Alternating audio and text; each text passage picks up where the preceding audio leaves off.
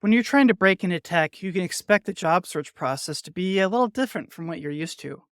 And the problem is, you don't know what you don't know.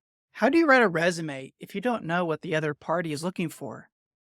How do you prepare for an interview when you don't know what the other party wants to hear?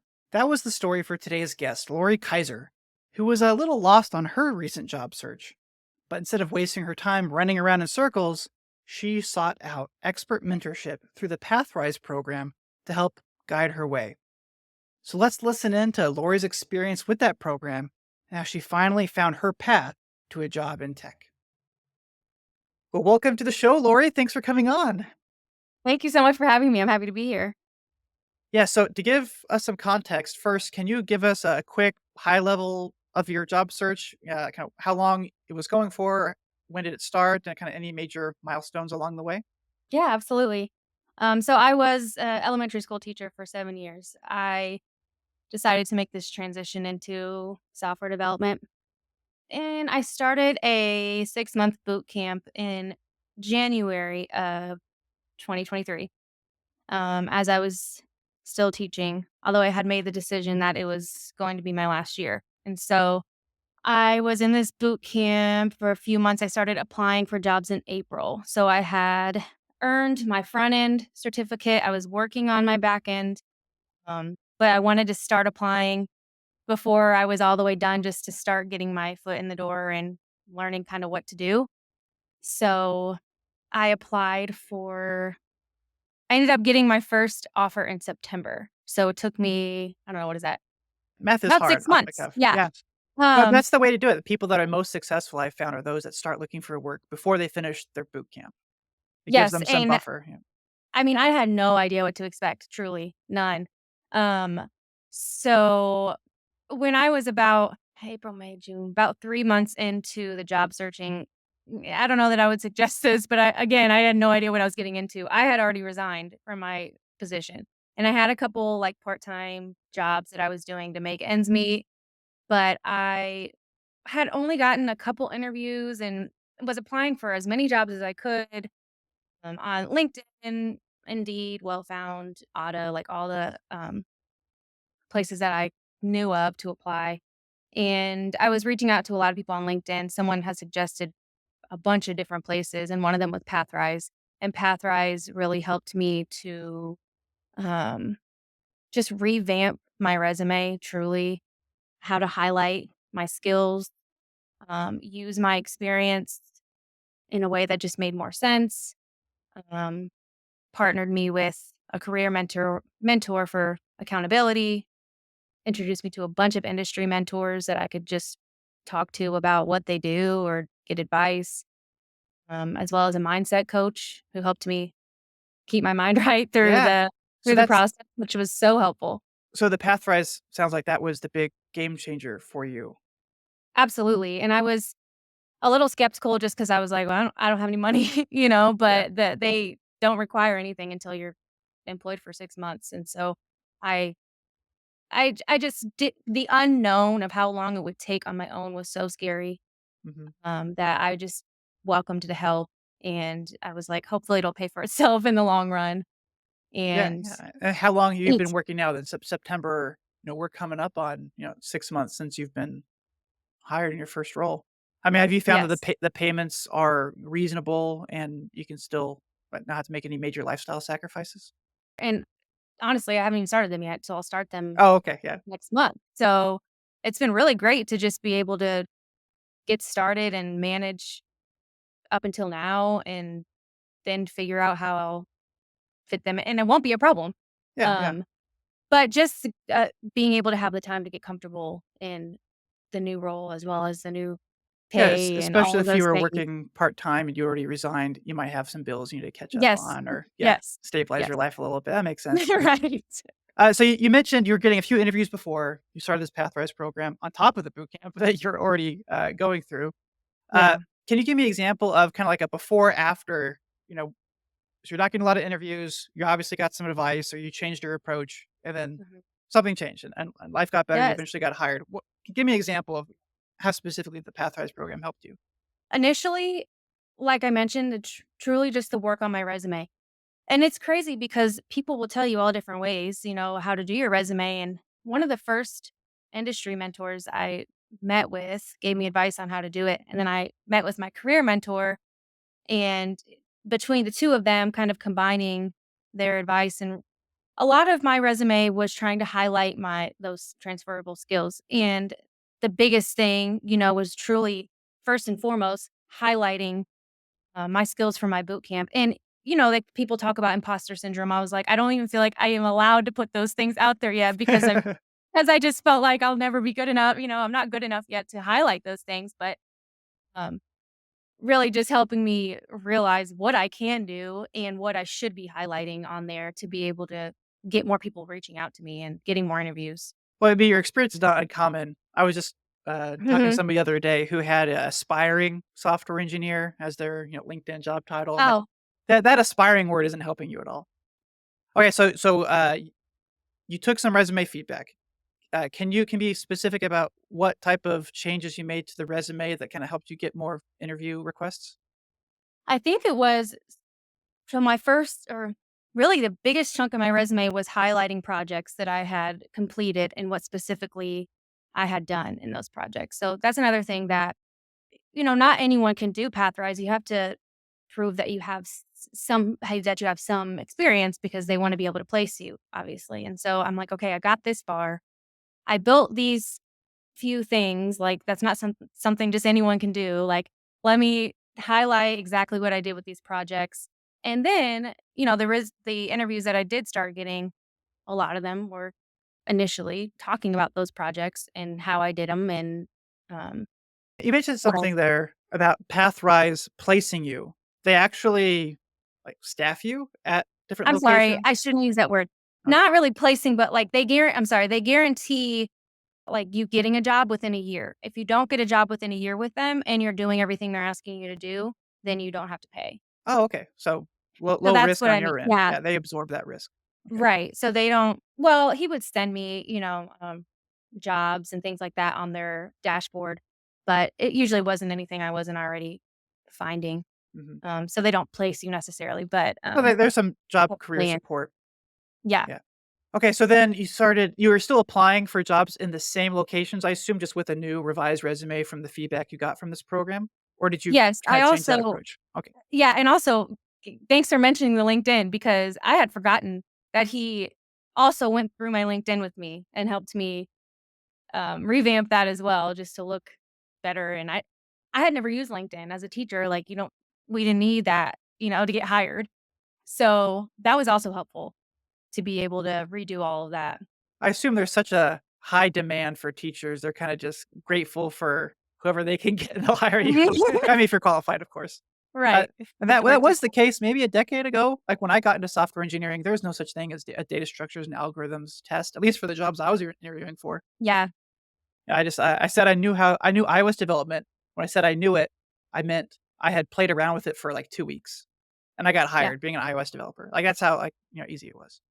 Yeah. That's not the current market, so that's why we highlight stories like yours, Lori. So Pathrise sounds like a great program. Definitely go ahead and check it out. Sounds like they absorb the risk of if you don't get that job, so there's no skin off your back. You can you gain all the upside of it. Um, so in these interviews, though, you mentioned that you were feeling a little bit of that imposter syndrome. You were feeling a little nervous. Kind of tell me how your first few interviews went. Kind of what you learned and how did you become more confident in them? I think it's fair to say I did get more confident, but I was never not nervous. I mean, It's a lot on never. the I never line. got to the Yeah. point where I wasn't nervous, but they definitely got better. I mean, it was amazing. Each one, I was a sweaty, nervous mess, but was able to take something away every time. So my very first one was really early on before Pathrise, and it was over the phone, and I felt good about it. But I didn't get invited back for a second round. And I don't think I got any more after that until I joined Pathrise. And so they did mock interviews, which also I hated, but my career mentor was like, "You should do them because they're gonna help," and so I did. Um, Well, it's like going to the gym. You're flexing that muscle. It's uncomfortable and sore, but you get Slow and stronger. comfortable. But I learned, I think Always the first round was over the phone and the recruiter and all these things. And with the few companies that I got a second round for, most of them were diving deeper, like I said, into my projects. And so I never got, I did mock interview for like data structures and algorithms, but I never was faced with one in a real interview. Consider They, yourself blessed. I know. I was always so nervous for that. But they just had me really dig deeper into what I'd already done to see if I could basically talk about it and wasn't copying code. Um, So mock so interviews sounds like was helpful. How many and then getting just more kinda at bats with potential right. opportunities. How many interviews would you say that you had before you had the interview with the company that you're at that was o obviously Uh, successful? yeah, maybe around 10 or so. Okay, alright, that's not bad. I Yeah. mean, most people I talk to, hundreds, maybe Mhm. 1,000 applications, and only just getting a handful. So Yeah, I mean, I can't tell. I tried to ballpark how many applications. I have no idea. I sure, mean, sure. probably 1,000, more than 1,000, I don't know, but so, yeah, I'd say about around 10 Yeah, that's companies. not Now some of them I got a first, a second round.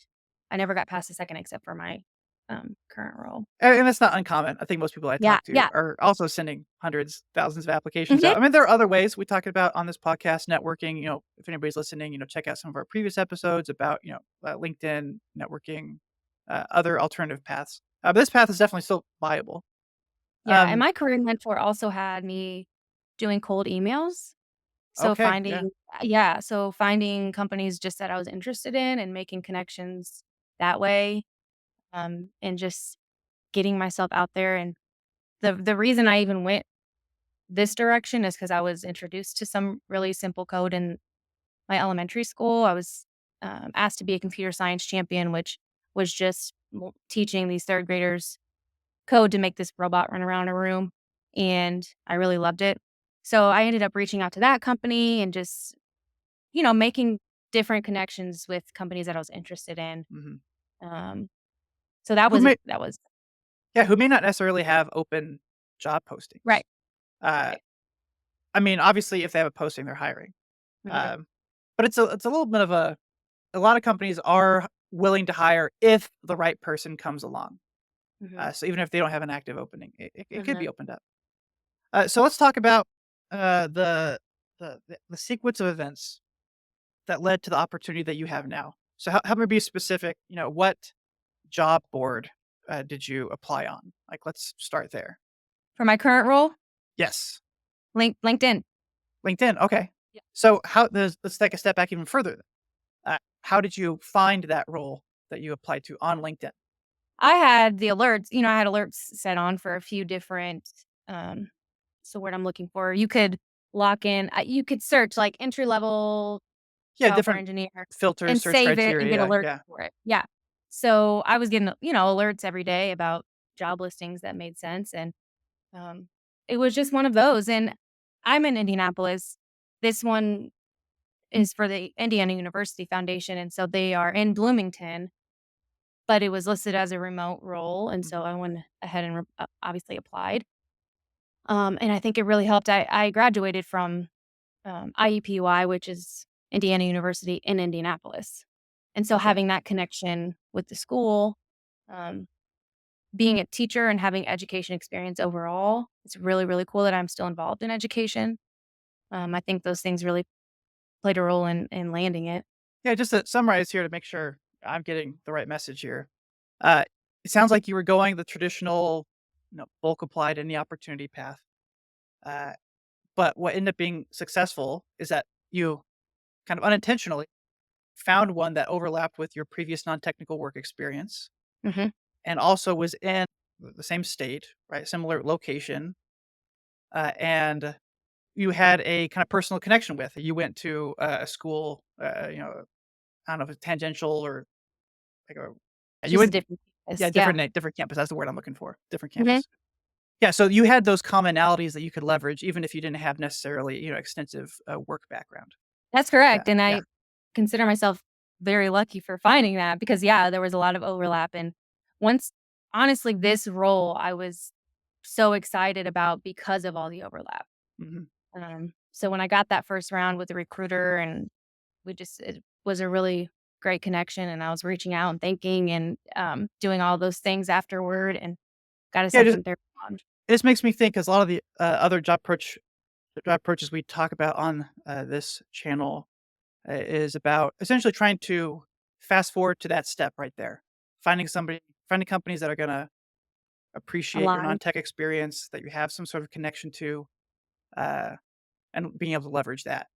Great job on the job alerts too, because that's the other kind of hidden fact for me, being on the receiving end of the interview process, or being the one helping with the interview process, is there's a heavy bias towards candidates that are early, in the funnel, that are early appliers. Because what ends up happening is, an opening is open for maybe a month, Mhm. and we keep it open for that full month until somebody accepts an offer.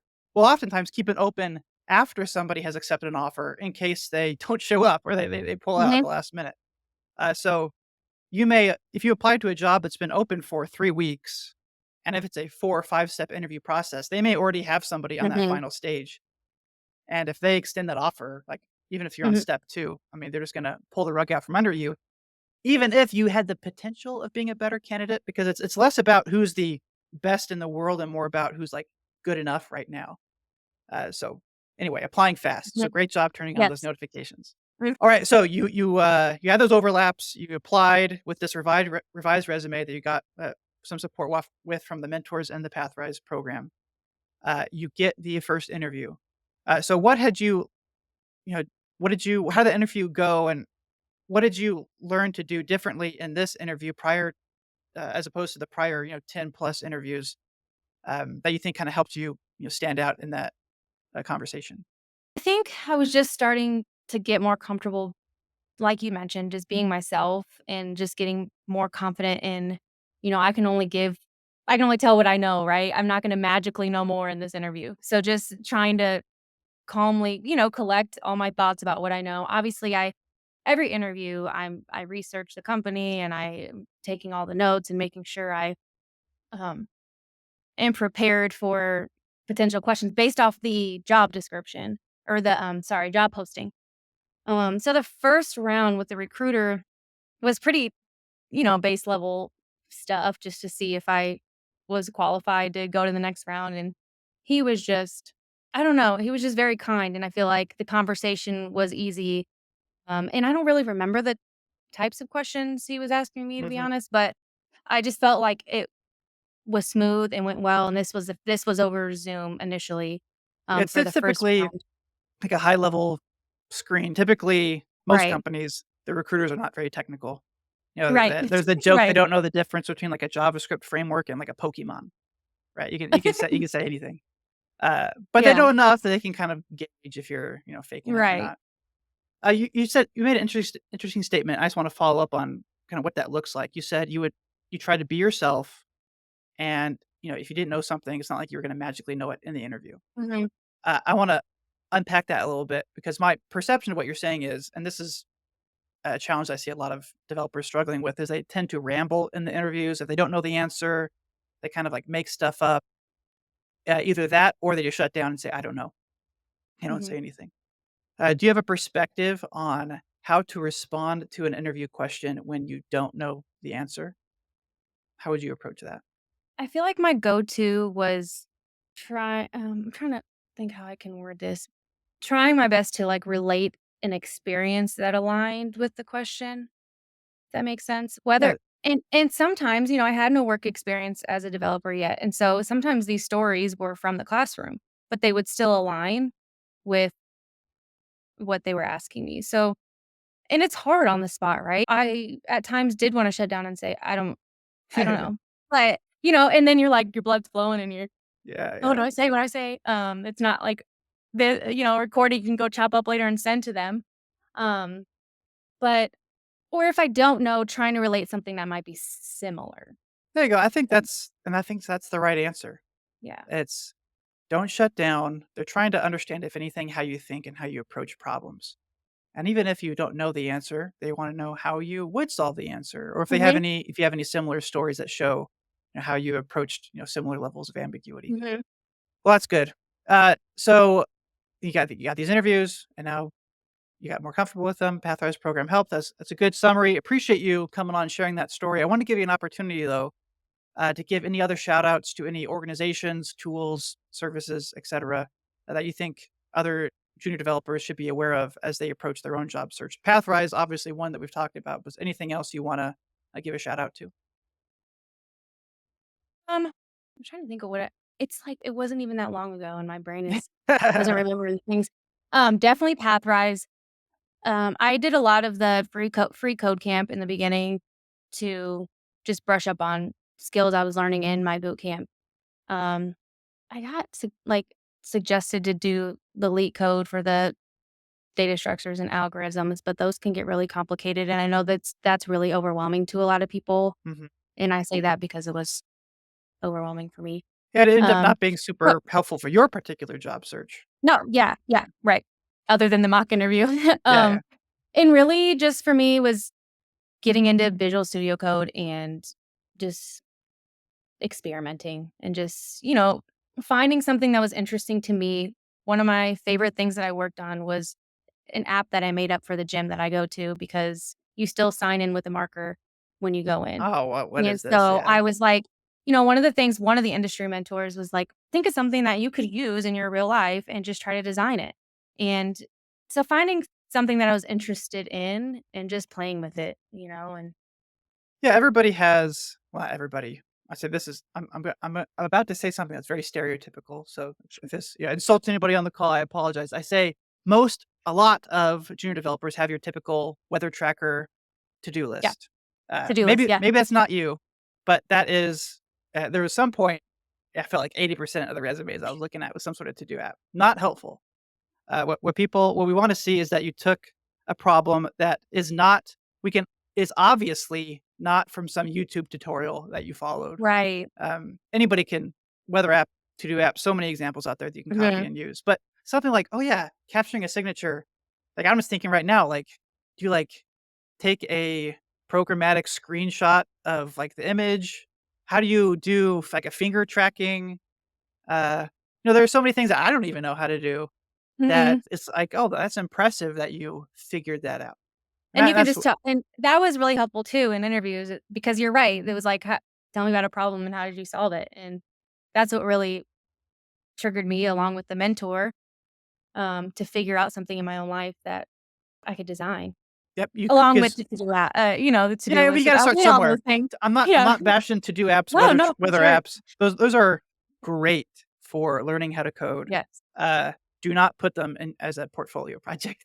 Well, Lori, thank you so much for coming on and sharing your story. I thought this was very helpful for me, learning more about the Pathrise program and kind of how you can get more comfortable and confident in the interview process. So I really appreciate you sharing that. So thank you for coming on. Thank you, Eric. It's been great. I appreciate you having me. Thanks for tuning in to the Junior Jobs Podcast. If you enjoyed the show, please remember to like and subscribe as that helps us reach more developers in need. And don't forget to check the show notes for details on today's sponsor and other job search services that we provide.